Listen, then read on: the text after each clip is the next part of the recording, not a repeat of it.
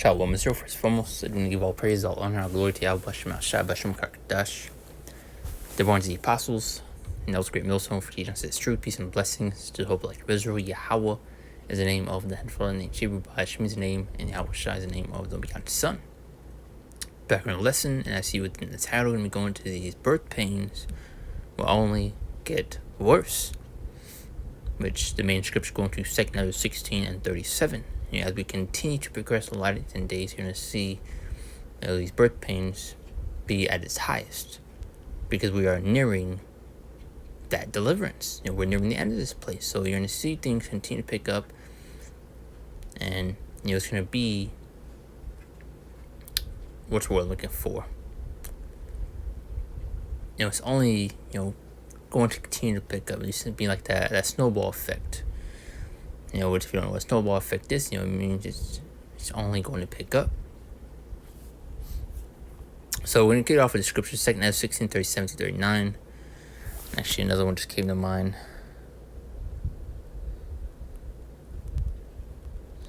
15 and 11. Okay. Now this is 37. Behold, the plagues draw nigh and are not slack, means not letting up, it's constant.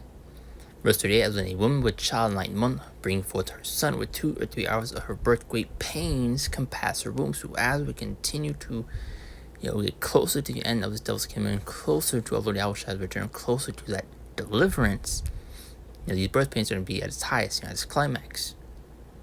This is why you're seeing so many things happening and taking place, especially so close after another. It's no coincidence. Which pains shall child cometh forward, they slack not a moment. Verse 39, even so shall not the plague be slack to come upon the earth, and the world shall mourn, and sorrow shall come upon it on every side.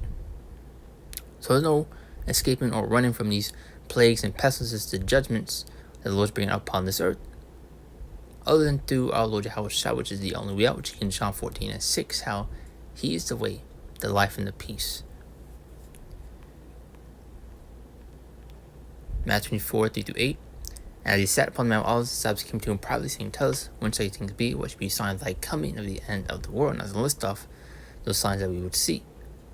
Verse 4, and Yahweh shall answer, send him, take it, and receive it, for many shall come and name, saying, I will know it, and shall deceive many. So you got to be careful who you listen to and who you're learning from. These false prophets have been set up in order to lead you astray, to be that stumbling block. Malachi 3:18, further going into it, discern between who serves the Most High and who serves them not. You should hear of wars and rumors of wars, see that you be not troubled, for all these things must come to pass, but the end is not yet. We're also seeing that right there. These wars and rumors of wars, tensions building between these nations. There's a reason why you're seeing conflict breaking out, tensions continuing to raise. It's all due to spin Prophet Yahweh Bashem Shai, because he's the one that's stirring that pot between these nations. Revelation 11:14. Going into the second world is past and the third world cometh quickly. So the Lord is building that foundation. First and for nation shall rise in nation, the kingdom should be famines and pestilences and earthquakes in diverse places. And these are the various things that we are seeing, especially with these earthquakes in diverse places. And you had one off the coast of Russia, which caused a tsunami alert. And also just very other lower, smaller earthquakes, but these things will only continue to pick up from here on out. And we've been saying this to Spent Brother Yahweh Bashem Shai, telling you that things are going to continue to pick up and to expect a lot more hectic and chaotic things to happen. Verse 8, all these are the beginning of sorrows. Let's get the NOT. And I'm just going to get the 8th verse. But all this is only the first of the birth pains, with more to come. So this is only the beginning. If you thought things couldn't possibly get any worse, you're wrong. In Very Rude Awakening, Luke 21 and 25-28, further going to these end-time signs and things that we would see. And should be signs in the sun and in the moon and in the stars, and upon the earth distress of nations with perplexity. Also in uproar of the people in the world. And the Lord's turning things up. The sea and the waves roaring. Because you also get 2 Kings 9:1. It goes into these tellers, these telltale signs that we would see. dealing with those earthquakes as well as uproars of the people in the world. Now it says, men's hearts failing for fear and for looking after those things which are coming in the earth. And also, just going back to verse 25, dealing with these signs within the heavens, chariots, these so-called UFOs today. And that's some also we have been saying. Just been probably how much had to expect a lot more of these sightings. And also, that's also a teller. A sign of our salvation, sign of our deliverance, but a sign that the devil's kingdom is also coming to an end. Verse 26, men hearts failing for fear and for looking after those things which are coming in the earth, for the powers of heaven shall be shaken. These people are going to be shook and they're going to be afraid. And with these chariots that you have been seeing now, that you ain't seen none yet, man. Just wait till the sky is filled with them. When they start getting close to the ground. When they actually start showing themselves. Because sure, you have the angels, the angels, within those vehicles, these chariots will, show themselves at times. But that's also, through Spirit of How Bashem Shai, allowing them to, be seen. But then become a lot more evident. Undeniable. And you still have people making excuses, giving the shrug of the shoulder, pointing the finger elsewhere as to what you are seeing. Verse 27, and then shall they see the Son of Man coming in a cloud with power and great glory. That cloud speaking of these so-called UFOs. And when these things begin to come to pass, and look up, lift your heads, for your redemption draweth nigh. And I also want to get to 2 Ezra 15. As the 11th and 12th verse now, it says, but I'll bring them with a mighty hand and stretch the arm and smite Egypt with plagues as before. As now we're not in ancient Egypt, but modern day Egypt, which is Babylon, aka America. Revelations 11 and 8. Babylon the Great, aka America, is spiritually Sodom and Egypt. As you also see the word as before being brought up here too. And will destroy all in the earth. Now verse 12. Now who's bringing out these plagues, these pestilences, these judgments? Stretching his hand upon this place. Egypt shall mourn, and the foundation shall be smitten with the plague and punishment that the Most High shall bring upon it. So the Lord's judging this earth, man.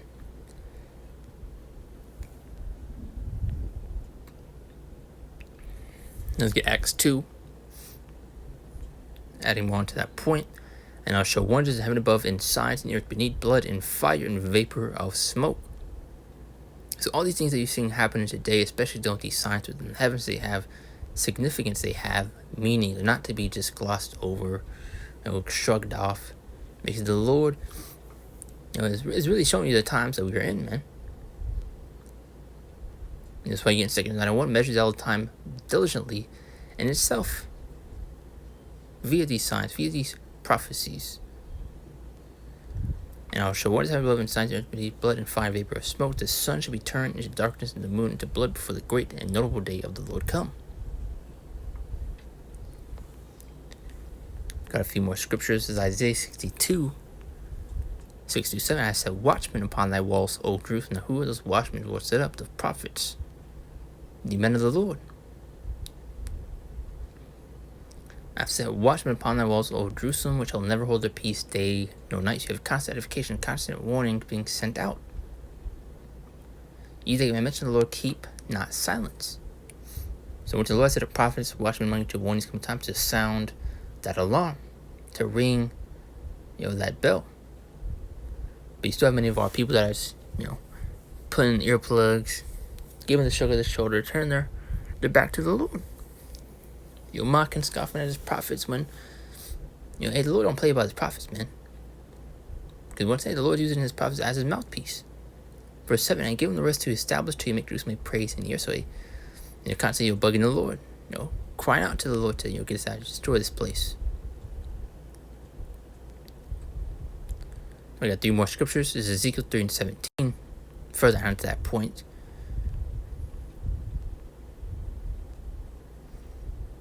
And also you can get in, I want to say Matthew 24 and 24, if I'm correct. Let's actually see if I can get that real quick.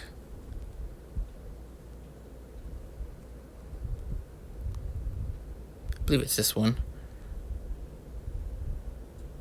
Let's see. Maybe 24 and 12. Or actually, maybe 14th verse, actually.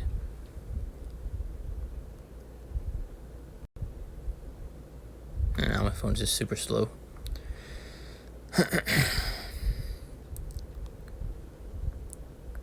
Mark the right shot.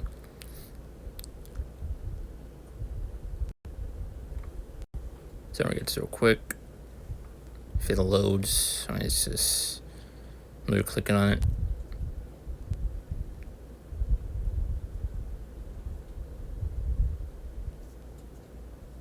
Just lucky for the slowness of this phone, man. In Matthew 24 and 14, and this gospel of the kingdom shall be preached in all the world for witness to all nations, and then shall the end come. So what are the prophets, watchmen, to give you warning, to sound an alarm, so that you can't especially say you weren't warned. Ezekiel 3:17, Son of man, I have made it's like one more time from the top. Son of man, I have made thee a watchman unto the house of Israel. Therefore hear the word at my mouth and give them warning from me. So there you go. Let's get ready to shut this thing down. 2 Timothy 3:1. There's not also that in last days perilous times shall come, so troublesome times are ahead, man. You have seen nothing yet. And I would like to bring up this point every now and then. Go back to the year 2020. People thought things couldn't possibly get any worse. That was the baddest it's gonna be. Hey, that's just a start. Going back to the tower, the birth pains will get worse. And that word perilous is terrible. See, his word says difficult, troublesome, man. So those that are without the hedge, without the protection of Yahweh Shem Shah, you are through. There's no ifs or buts about it. So Amos 5:18, woe unto you that desire the Lord, to what end is it for you? The day of the Lord is darkness and not light. Because you see, these anti-Christians love to push that the Lord's all love, hugs and kisses, sunshine and rainbows, when the Lord is getting ready to tear this place up, man. Because it's here darkness and not light. But that's the point right there. Just something through spirit. How many articles or pages to get? Something I was thinking about. Dealing with these birth pains, the plagues, the pestilences. And this is really just only the start, the beginning. So, those lessons edifying. I do close out. Give all praises, all honor, and all glory to Yahweh. B'Shem El Shah, B'Shem Kakadash, Shalom. See you next one, Lord's will.